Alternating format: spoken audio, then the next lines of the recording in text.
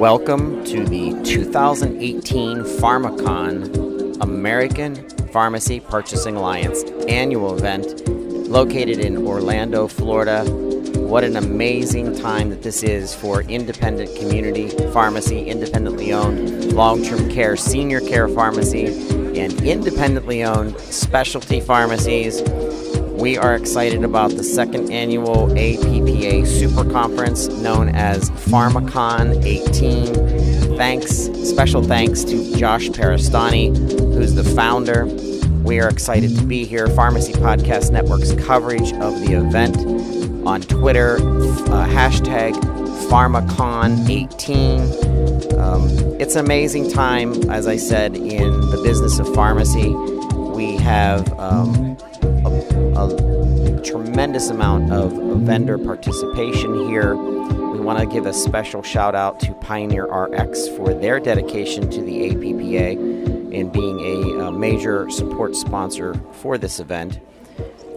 What's interesting is a time in the business of pharmacy, specifically community independent, where the obstacles seem overwhelming, but coming together and innovating payment models from transactional to value-based is really going to be a keynote subject here at the PharmaCon 18. Hey there, this is Don Farrell with Fresh Revenues, and you're listening to Pharmacy Podcast. Hey Don, welcome to the American Pharmacy Purchasing Alliance PharmaCon 2018. What an amazing event it's been so far.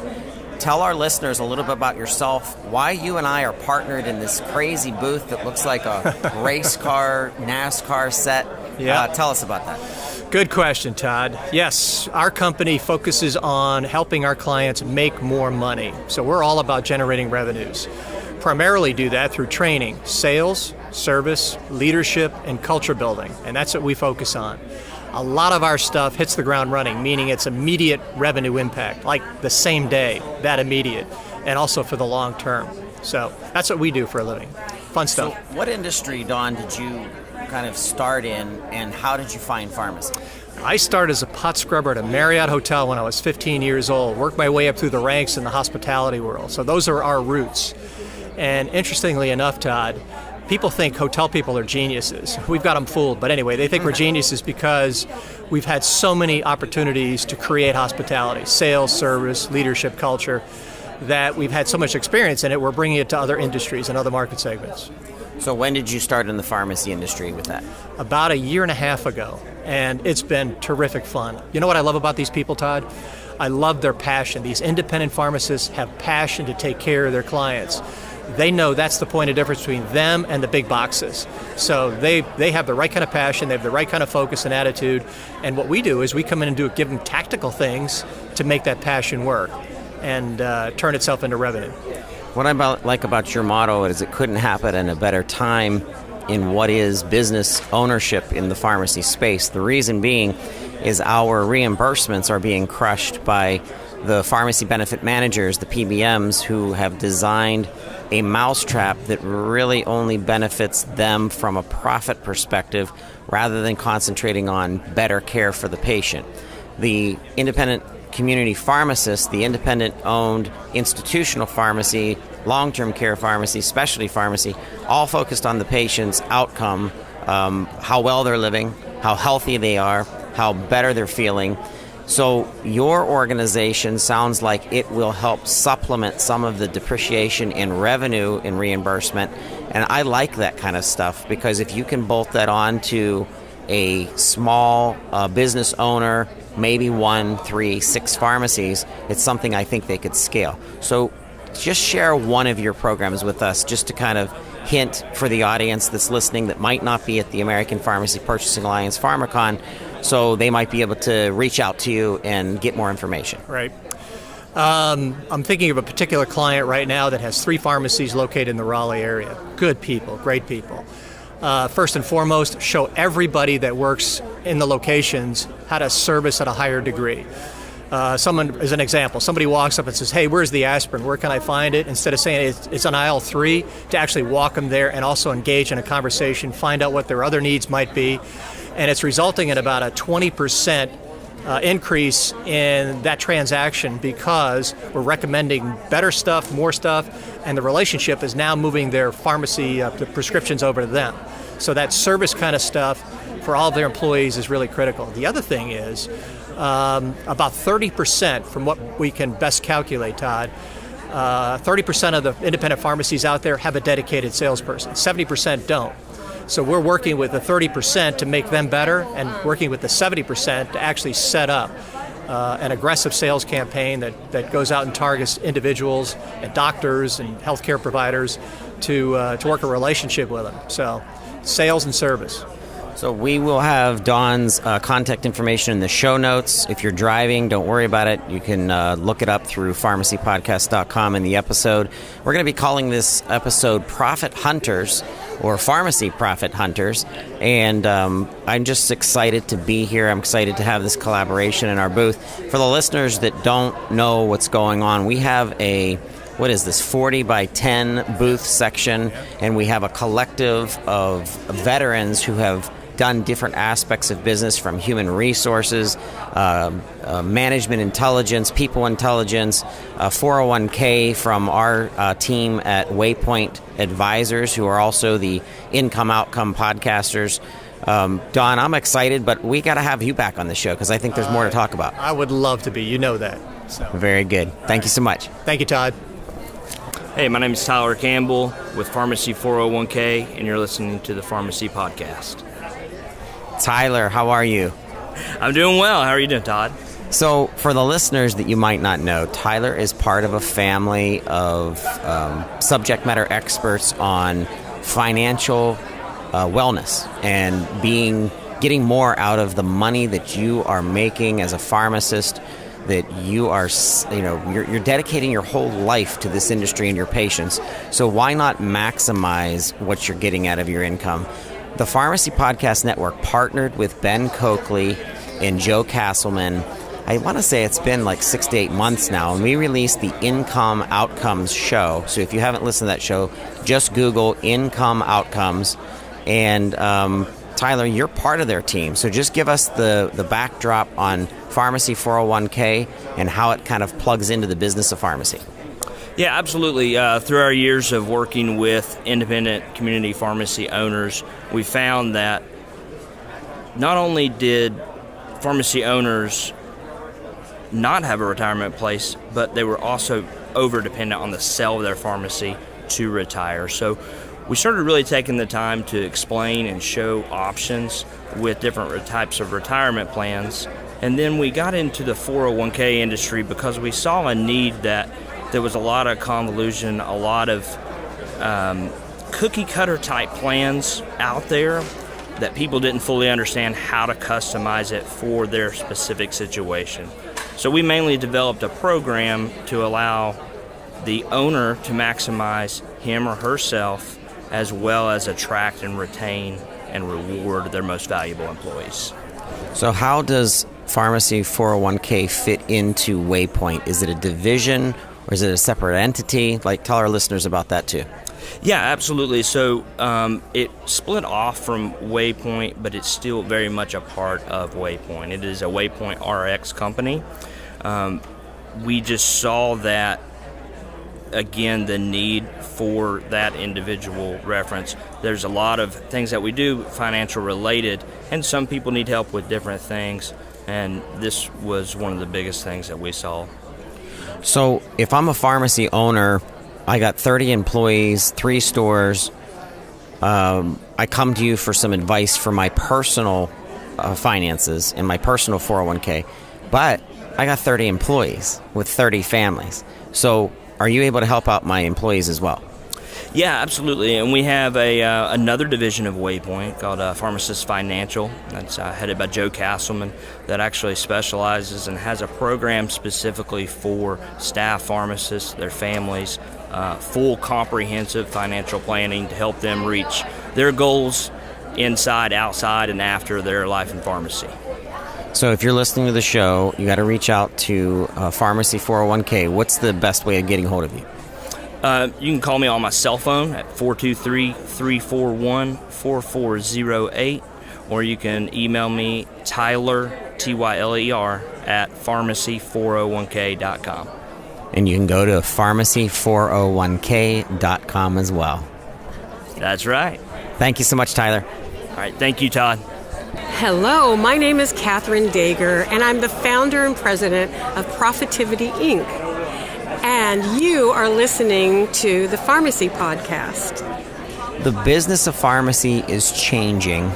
I've had the opportunity to be integrated into a group of people who is part of the Profit Hunters high-level partnerships here at the show. And one of my partners here is Catherine. Catherine, I want you to tell our listeners a little bit about you and what you do and how it's integrating into pharmacy. Okay, so in 1980, I was a regional manager of 110 stores in 6 states for GNC. So that was one hell of a responsibility. I had 15 district managers, 150 store managers, and then I had thousands of associates. So it was about 5,000 people reporting to me directly or indirectly. And the first couple of weeks, man, I was gung-ho and I'm going to make things happen. And I realized employee turnover was rampant. Nobody was keeping their job. They were firing us is what I really found out, like 380% annually. And also the corporate, sales figures were crazy. And I was working over 80 hours a week until I hit a wall and ended up in the hospital with kidney stones. And I actually couldn't, my body just said, stop! So I had to rethink, what the heck am I doing? And what I realized is what I know doesn't matter because I'm not doing that job.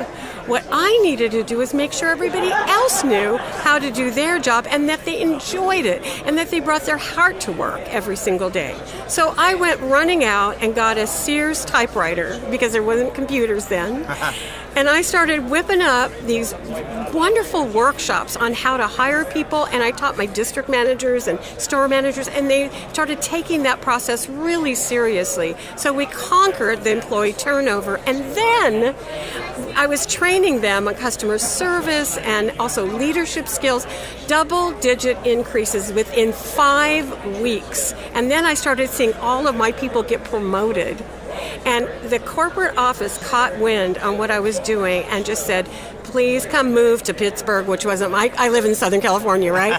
So come move to cold Pittsburgh.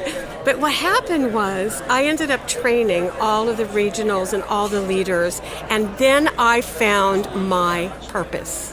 So I thought, you know what? I'm going to take this knowledge and spread it to all companies.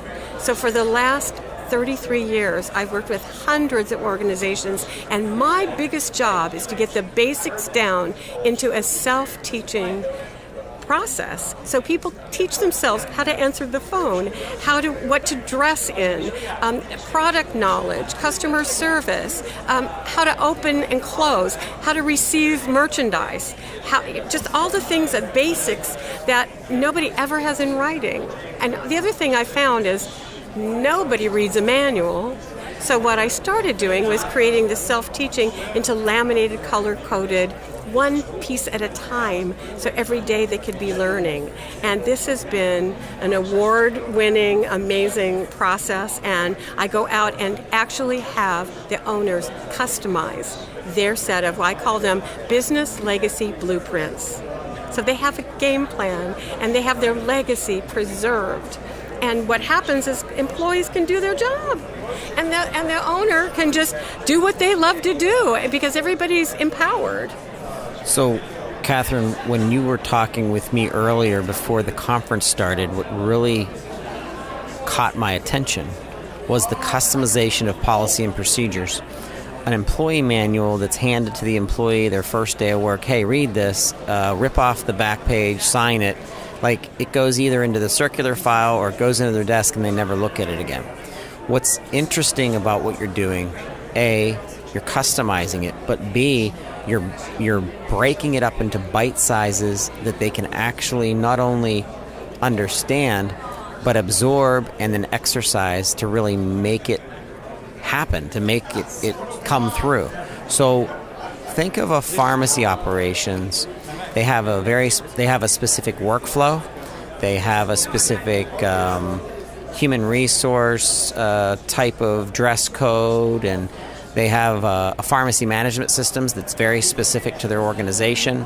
They concentrate on diabetes care. So talk to us, our listeners who are mostly in the pharmacy industry, kind of like how you envision your customizable services for a pharmacy entity. Great. Well, first of all, I just want to say that the biggest thing of customization is it makes people accountable, because this is how we do it here. So just the process itself is so enlightening, because maybe there are 3 or 4 pharmacists sometimes working. They all do things differently. So if you've got a new person, they don't know who to listen to, and they don't want to do it wrong because they feel very vulnerable when they're just brand new. So what we do is we have the customization is we get everyone together and say, what does good look like here? Like, how do we all want to do it? And that causes everyone to get in a great conversation to just distract what it is that is the best practice. Like, I want to grab my best practices, and then we make them mentors. So they're the ones who the new hire comes to and says, did I do this correctly? I taught myself this particular skill. And they go, yes, it was great. And they get signed off. So there's a whole inventory of learning. It causes energy. And the mentors, who are people that are the go-to people, they are really every single day doing positive reinforcement. So the reinforcement is built in, and that's absolutely great. The customization, compounding, for example. How do you want people to talk to the patients or customers about compounding? We can grab that information and we can have people practice it and so product knowledge becomes a big part of the customization. And I know some pharmacies have a huge front end. I know one in particular that used to sell Lalique Crystal, and have their own credit card. So the doctors' wives would all come in, and it all came from pharmacy, so they could write it off and all this good stuff. But I mean, they did 14 karat gold. I mean, it's amazing what you can actually do in the creative space of a pharmacy because you're the community. And the other thing for me is that the relationship that they have with their patients and customers is so sacred. And a lot of young people today did not grow up around a dinner table, so they don't necessarily have some of the social skills that we used to consider common sense. And I remember when I grew up, respect for authority was just what you do, or respect for elders. It's something that we were, and manners, and how to start conversation, and how to listen. But the young people today, it's been 3 generations since dinner tables were in style, and it's not their fault. So for me, if you want a level of service that's even just the basics, we have to teach it and reinforce it and reward it every single day. And what I notice is that the relationships with the community start to become phenomenal, and referrals start happening. And we teach them too. Like an example would be, when was the last time you were here, Mrs. Warren? Right? And she'd go, I've never been here before. And you go, oh my gosh, so glad to meet you. My name is Catherine. Let me tell you a little bit about what we do here so that you can really feel right at home. And you give a little verbal tour about what they can physically see, and then some of the services they can't see. That builds so much more value. And you have the infrastructure, and you have your aisles, and you have your inventory, and you have your branding, and what it sounds like is it's being underutilized. So by you putting this together, you're exemplifying all the value. You're literally strutting your stuff. And the other part is that we tell the employees, we show them that if you're just depending on the signage, it's not going to hit that customer.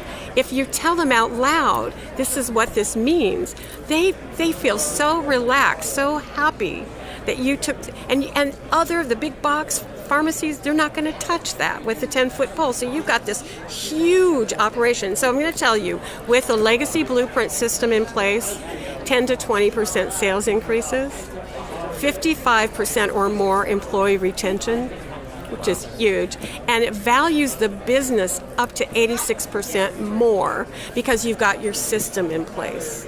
And whatever POS system you use, an inventory control or a management system, we can incorporate that system into this blueprint so that it can be reinforced and that it can be accurate. And here's the thing too, a mentor doesn't want to go and wag a finger at someone and say you did it wrong. But once you have the voice in place, which is the combination of everyone who's creating this, all you need to do is, hey, you know what? I noticed this wasn't done the way we do it here. Why don't you revisit this legacy blueprint and practice it a little bit and come back and sign off with me by the end of today? Done. How do our listeners access you and get a hold of your organization to help them? That's great. My website is www.profitivity.inc.com, PROFITIVITY, Inc.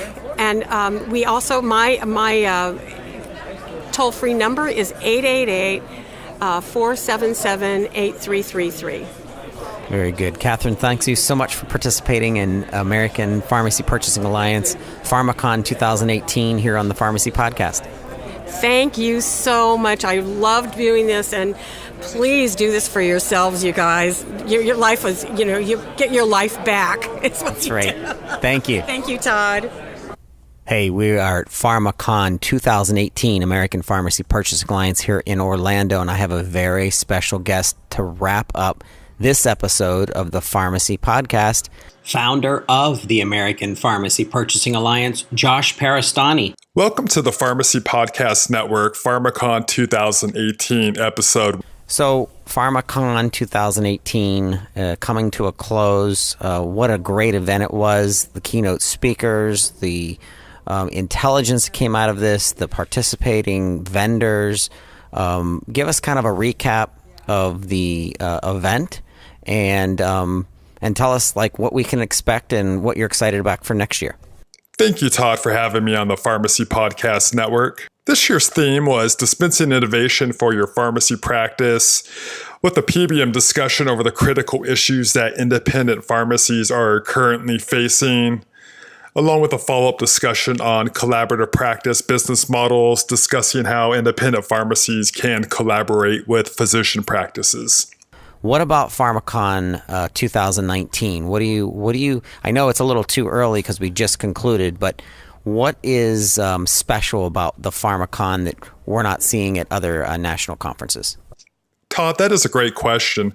For our third annual convention, we will continue to follow our main theme, dispensing innovation, with an extra layer of innovation that will provide solutions and niches you can add to your independent pharmacy. As you know, we are all about education and helping our pharmacies thrive in this marketplace. I would like to give a special thanks to our event hosts, Pioneer RX, and their team, Jeff Key, Mark Bivens, Marsha Bivens, and Gary Anderson. I would also like to thank some of our premier sponsors, starting off with Todd Urey from the Pharmacy Podcast Network, Sure Cost, and Best RX, CSI Specialty Group's Suzette Damascio, who did an amazing job talking about the future of specialty pharmacy trends, and HD Smith, Live Oak Bank, Mankind's Corporation Michael Castagna, Timer Cap Larry Tversky, Pharmacy Times, Prescribed Wellness, Real Value RX, Republic Pharmaceuticals Ricky Shaw, Ideal Protein, Logistics, Redmond and Greer, Pharmacana, QS1, Micro Merchants, Profit Hunters, Safe Chain Solutions, Sweet RX, RJ Hedges, Pharmacists Mutual, Pause for Liberty, Lightspeed Voice, RX One Shop, Zip Whip, and of course, I would like to thank all of our exhibitors and attendees for coming out. Thank you. I want to thank Josh Parastani personally for the launch of the APPA and what he's done and his commitment to the industry. What a wonderful event. We're going to be back next year supporting this. And we're coming out with an APPA-specific podcast in the future, so be on the lookout for that as well. We hope you enjoyed another episode of the Pharmacy Podcast Show. Be sure to subscribe to the show and send us a voice message with your ideas and comments from our contact section on the website. Contact us today at pharmacypodcast.com.